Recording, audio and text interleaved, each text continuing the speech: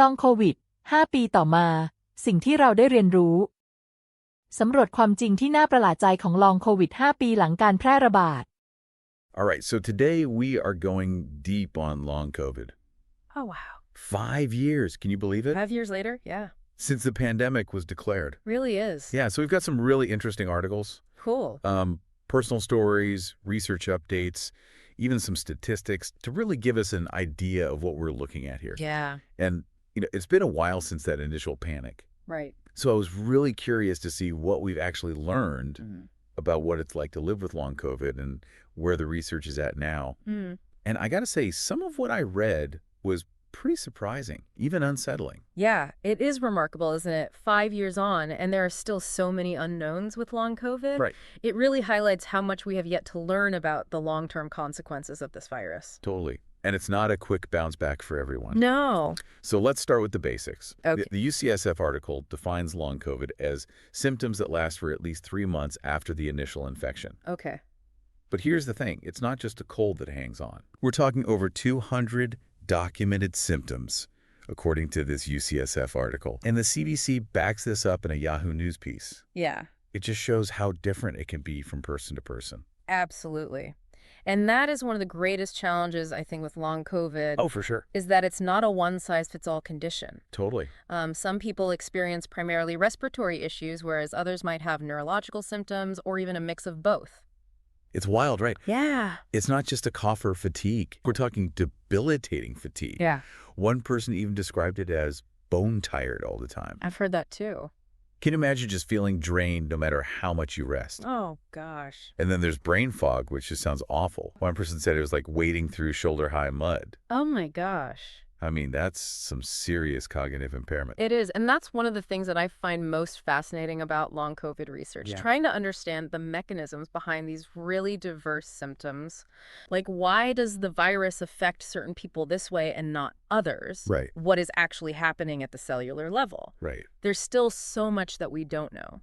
So we've got bone-tired fatigue and brain fog. What else? Well. The articles also talk about dysautonomia. Yeah. And I even had to look this one up. Oh, yeah. It's basically your autonomic nervous system going haywire. So things like heart rate, blood pressure, digestion. Right. All that can get out of whack. Oh, wow. You know that feeling when you stand up too quickly and get that head rush? Yeah. Some people with dysautonomia experience that kind of dizziness and lightheadedness all the time. Oh, constantly. Yeah. And then, of course, there's the loss of smell and taste, which we heard a lot about early on in the pandemic. Right, right. And what's interesting is that all of these symptoms, as varied as they are, they often occur together. Oh, so you could have someone dealing with the fatigue and brain fog and dysautonomia. Right, all at the same time. All at once. Can you imagine trying to get through your day with all that? Wow, it would be. It's hard to fathom. Yeah. That's where the personal accounts really hit home. Right. Like this guy, Ed Hornick, whose story is in that Yahoo News piece. Okay. He's been battling this for 5 years. 5 years? And his experience is just, well, eye-opening. Yeah. He was initially misdiagnosed with walking pneumonia. Oh, wow. So he's dealing with all these symptoms, but nobody knows what's going on. Right. It took him months to get a long COVID diagnosis. Oh, gosh. It's a common theme, unfortunately. Early on, there was so much confusion. Yeah. And just a general lack of awareness surrounding long COVID. Totally. Even medical professionals weren't always equipped to recognize it or diagnose it properly. It's pretty crazy how far we've come in just a few years, though, right? Like we're actually having this conversation. But his story really shows how much those early misunderstandings impacted people. Even after he got the diagnosis, he was basically left on his own to figure things out. Oh, wow. He talks about all these doctor's appointments and trying different treatments. Right. Just looking for anything that could help. Yeah. He's even enrolled in research studies at Johns Hopkins and Mount Sinai. Oh, wow. Hoping to contribute to finding answers. Well, that's the thing with long COVID, right? There's no magic cure. Right. The Yahoo News article goes into some of the research. Yeah. It's fascinating, but it's so complex. Oh, yeah. They're looking at everything from autoimmunity and chronic inflammation to even the possibility that the virus could be lingering in the body somehow. Oh, wow. There's even a theory about microquats in the blood.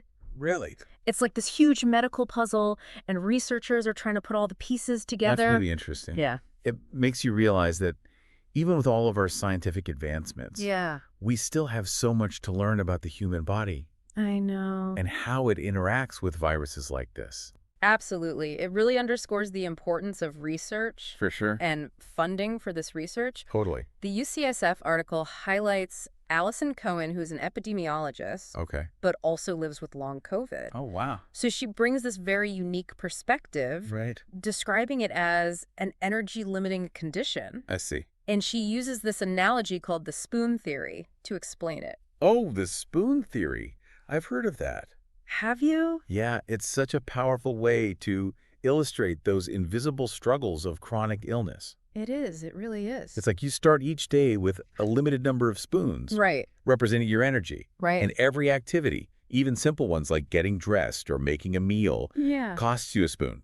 People with long COVID just have far fewer spoons to begin with. So they have to be really careful about how they spend their energy each day. It puts things into perspective. Doesn't it? Yeah. Like you can look fine on the outside. But internally you're just struggling. Yeah, you're struggling to manage your energy and cope with these really debilitating symptoms. And Cohen brings up another really important point. Okay. Every time you get reinfected with COVID, it's another roll of the dice. Oh, gosh. You could end up with more severe long COVID or develop new symptoms altogether. It's a scary thought. Yeah. Especially with new variants constantly emerging. Totally. She mentions that she takes a lot of precautions to try to avoid getting reinfected. Oh, wow. Which, of course, impacts her social life and activities. Yeah, I bet. It's a reminder that even as the pandemic fades from the headlines, this risk of long COVID is still very real. Yeah, for so many people. Yeah. And it's even more challenging because there are still no federally approved treatments for long COVID. Cohen mentions this in the UCSF article, and it's kind of a bummer. It is, but despite the lack of a quick fix, research is advancing, and that's encouraging. Studies like the ones that Mr. Hornick is involved in are crucial for really understanding the underlying mechanisms of long COVID. And hopefully coming up with some effective treatments. Okay, so speaking of understanding the scope of this whole thing, our long COVID in America source has some really shocking statistics. Okay, let's hear it. Get this. 1 in 5 U.S. adults have experienced long COVID at some point. Wow, that really highlights the massive scale of this issue. Yeah, and even though the percentage of people currently experiencing long COVID is declining, it's still millions of individuals dealing with these long-term effects. Millions. It's easy to get lost in the numbers. Yeah. But each one represents a person. Exactly. Like Hornick or Cohen. Yeah. Someone facing daily challenges, trying to manage their symptoms. Navigating a healthcare system that is still trying to catch up. And the impact is beyond individuals. You know, it affects workplaces. Oh, for sure. Families, communities. Totally. The source points out that long COVID is contributing to labor shortages and increased healthcare costs. That makes sense. It's really a public health crisis with huge consequences. So we've talked about the symptoms and personal stories. The research and the sheer size of the problem. But here's what I keep coming back to. What's that?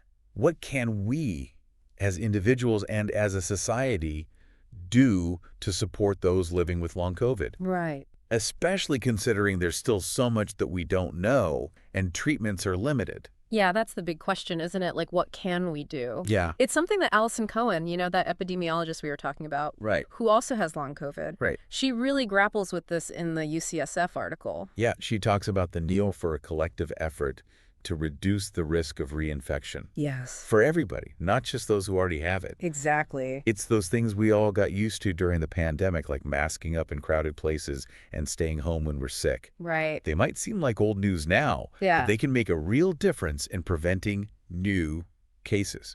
Absolutely. And I think it's also about kind of shifting our mindset a little bit. You know, recognizing that long COVID is real. And it's serious. It's not made up. It's not something people just made up, right? It's about really fostering empathy and understanding for those who are struggling. Even just checking in on friends or family or colleagues who might be dealing with long COVID. Offering support, like helping with errands, childcare, even just listening. Those things can be so meaningful. Absolutely. And on a larger scale, we need to be advocating for more research funding. Yes. Better access to specialized care for these patients. For sure. And policies that protect people with long COVID in the workplace and in healthcare settings. It's a good reminder that this isn't just about individuals. Right. It's about our communities and society as a whole. Exactly. The ripple effects of long COVID are being felt everywhere. Yeah. And if we don't address this, the economic and social consequences are just going to get worse. I think what's most important is that we approach this with hope. Yes. And a willingness to learn and adapt as we go. I agree. It's complex, but we're making progress. We are. We've definitely uncovered some heavy stuff in this deep dive. Yeah. But the research is moving forward. Right. There are more resources available now than there were even a year ago. That's true. And there's a growing community of people with long COVID who are sharing their experiences and supporting each other and advocating for change. Yeah, it's a marathon, not a sprint. Totally. But by staying informed and engaged and working together, we can create a future where long COVID is better understood, better managed, and hopefully one day preventable. I love that. Me too. That's it for our deep dive into long COVID. 5 years on. 5 years on. Wow. We hope you found this information insightful, maybe even challenging, but ultimately empowering. Yeah. Knowledge is power, right? It is. So use what you've learned today to spark conversations, raise awareness, and make a difference. Yeah, absolutely. Until next time, keep diving deep.